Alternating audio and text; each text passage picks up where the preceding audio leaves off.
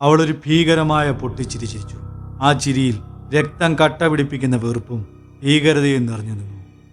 എൻ്റെ മരണം ആ അച്ഛൻ്റെ കണ്ണു തുറപ്പിച്ചില്ല.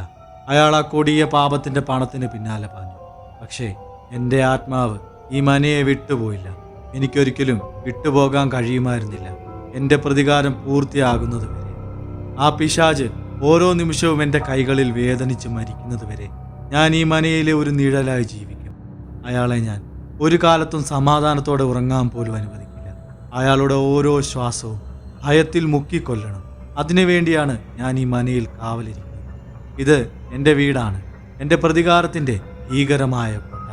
രാത്രിയുടെ കണ്ണുകളിൽ കെട്ടടങ്ങാത്ത തീവ്രത നിറഞ്ഞു. അവളുടെ ശബ്ദം കൂടുതൽ വ്യക്തവും എന്നാൽ പേടിപ്പെടുത്തുന്നതുമായി മാറി.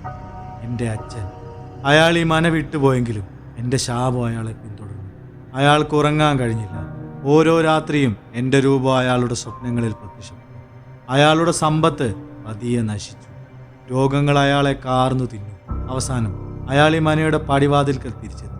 എൻ്റെ പേര് വിളിച്ച് നിലവിളിച്ചു. പക്ഷെ അപ്പോഴേക്കും വൈകിയിരുന്നു.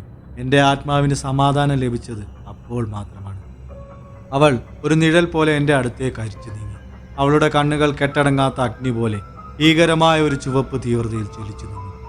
പക്ഷേ എനിക്കിപ്പോഴും ഇവിടെ നിന്ന് പോകാൻ കഴിഞ്ഞിട്ടില്ല.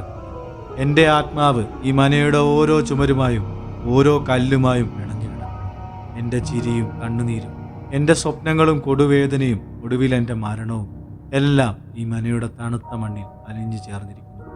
ഈ നാലുകെട്ടിൻ്റെ ഓരോ കല്ലിലും എൻ്റെ ശാപം കുത്തിവെച്ചിരിക്കുന്നു. എൻ്റെ പിതാവിനോടുള്ള പ്രതികാരത്തിൻ്റെ അഗ്നിയിൽ ഞാൻ ഒരുതരം ശാന്തത കണ്ടെത്തിയെങ്കിലും എൻ്റെ ആത്മാവിൻ്റെ ആഴങ്ങളിലെ വേദന കെട്ടടങ്ങുന്നില്ല. ഈ ഭാരം പേറി ഈ മനയുടെ ഇരുണ്ട ഇടനാഴികളിലൂടെ ഞാൻ എന്നും ഒരു നിഴൽ പോലെ അലഞ്ഞു തിരിഞ്ഞു. എൻ്റെ മോചനം എപ്പോഴാണെന്ന് ഈ കാലത്തിന് പോലും അജ്ഞാതം. ഒരു ശീതീകരിച്ച കൈ എൻ്റെ തോളിൽ നേരിയ സ്പർശമായി പതിഞ്ഞു. ഒരു നിമിഷം എൻ്റെ ശ്വാസം നിലച്ചുപോയി. നീ ധൈര്യശാലിയാണ് കുട്ടി. നിന്റെ ധൈര്യമാണ് നിന്നെ എൻ്റെ മുന്നിലെത്തിച്ചത്, എൻ്റെ കഥ കേൾക്കാൻ പ്രേരിപ്പിച്ചത്. അവളുടെ ശബ്ദത്തിൽ ഒരുതരം തീവ്രമായ സ്നേഹവും അതേസമയം പറഞ്ഞറിയിക്കാനാവാത്ത നിസ്സഹായതയും കൂടി കലർന്നു. ആ നിമിഷം അവൾ വെറുമൊരു ഭീകരജീവിയായിരുന്നില്ല.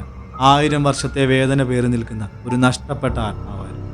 ഭയം എൻ്റെ സിരകളിൽ രക്തം കട്ട പിടിപ്പിച്ചുവെങ്കിലും എൻ്റെ ഉള്ളിൽ താത്രിയോട് ഒരുതരം അഗാധമായ സഹതാപം തോന്നി.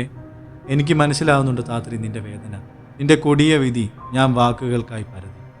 താത്രിയുടെ മുഖത്ത് ഒരു നേർത്ത നിഗൂഢമായ പുഞ്ചിരി വിടർന്നു. ആ പുഞ്ചിരിയിൽ ഒരുതരം നിഗൂഢതയും എന്നാൽ ഭീകരമായ ഒരു ശാപവും ഒളിഞ്ഞിരിപ്പുണ്ടായിരുന്നു. എനിക്കറിയാം, നീ പോയിക്കോളൂ കുട്ടി. ഈ ഇരുണ്ട കോട്ടയിൽ നിനക്കിനിയും തങ്ങാനാവില്ല. പക്ഷേ നീ എൻ്റെ കഥ മറക്കരുത്. എൻ്റെ വേദന, എൻ്റെ കൊടും പ്രതികാരം, അത് നിന്റെ മനസ്സിൽ ഒരു മായാത്ത ഓർമ്മപ്പെടുത്തലായി എന്നും വരികയാണ്. അവൾ ഒരു നിഴൽ പോലെ ഇരുട്ടിലേക്ക് അലിഞ്ഞു ചേർന്നു. ഒരു പെട്ടെന്നുള്ള തണുത്ത കാറ്റിനും എൻ്റെ ഹൃദയം പേടിച്ച് നെഞ്ചിടിപ്പ് നിലച്ചു പോകുന്നത് പോലെ അതിവേഗം പിടിച്ചു. ഒരു മരണം മുന്നിൽ കണ്ടതുപോലെ എൻ്റെ ദേഹമാകെ ഒരു മരവിപ്പ് പടർന്നു കയറി. എൻ്റെ ആത്മാവ് തണുത്തുറഞ്ഞു പോയെന്ന് എനിക്ക് തോന്നി. മനയുടെ ഇരുണ്ട ചുവരുകൾക്കുള്ളിൽ നിന്ന് ഒരു നേർത്ത തേങ്ങൽ ഉയർന്നു. അതൊരു പക്ഷേ രാത്രിയുടെ വിജയച്ചിരിയായിരുന്നോ അതോ ആ പാപിയുടെ ആത്മാവിൻ്റെ പിടച്ചിലുകളോ എന്ന് എനിക്ക് തിരിച്ചറിയാൻ കഴിഞ്ഞില്ല.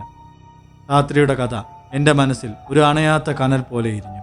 ഉറക്കമില്ലാത്ത രാവുകൾ എനിക്ക് സമ്മാനിച്ചു.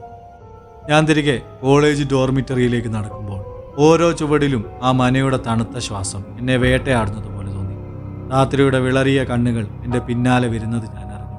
രാത്രിയുടെ വിളറിയ കണ്ണുകൾ, അവളുടെ ദുരൂഹമായ ചിരി, അവളുടെ അവസാനത്തെ തേങ്ങൽ എല്ലാം ഒരു പേടി സ്വപ്നം പോലെ എൻ്റെ മനസ്സിൽ മായാതെ നിന്നു. പിറ്റേന്ന് രാവിലെ കൂട്ടുകാരോടോ അധ്യാപകരോടോ ഈ ഭീകര സത്യം തുറന്നു പറയാൻ എനിക്ക് കഴിഞ്ഞില്ല. ആരും വിശ്വസിക്കില്ലെന്ന് എനിക്കറിയാമായിരുന്നു. ഒരുപക്ഷെ ഞാനൊരു ഭ്രാന്തനാണെന്ന് അവർ കരുതി. പക്ഷേ എൻ്റെ ഉള്ളിൽ ആ മനയുടെ ഇരുണ്ട രഹസ്യങ്ങൾ ഒരു വിഷനാഗം പോലെ ചുരുണ്ടുകൂടി. രാത്രിയുടെ ആത്മാവ് ഇപ്പോഴും ആ മനയുടെ ഇരുണ്ട കൂണുകളിൽ അലയുന്നുണ്ടെന്ന് എനിക്ക് ഉറപ്പായിരുന്നു. അവളെ ആർക്കും ആവാഹിക്കാൻ കഴിഞ്ഞിട്ടില്ലെങ്കിൽ, ഒരുപക്ഷെ ആ മനയുടെ തടവറയിൽ നിന്ന് അവൾക്ക് മോചനമില്ലെങ്കിൽ, അവൾ ഇപ്പോഴും ഇവിടെ എൻ്റെ ചുറ്റും ഓരോ നിഴലിലും ഓരോ ഭീകര സത്വമായി ഉണ്ടെന്ന് എൻ്റെ മനസ്സ് മന്ത്രിച്ചു. ആ മനയിലെ ഓരോ നേർത്ത ശബ്ദവും രാത്രിയുടെ ദീനമായ തേങ്ങലായി എൻ്റെ കാതുകളിൽ മുഴങ്ങി. ചൂരപ്പൊയ്കയിലെ കാറ്റിനു പോലും രാത്രിയുടെ അവസാന ശ്വാസം എന്നോട് മന്ത്രിക്കുന്നത് പോലെ തോന്നി. ഒരു ദുരന്തത്തിൻ്റെ കഥ.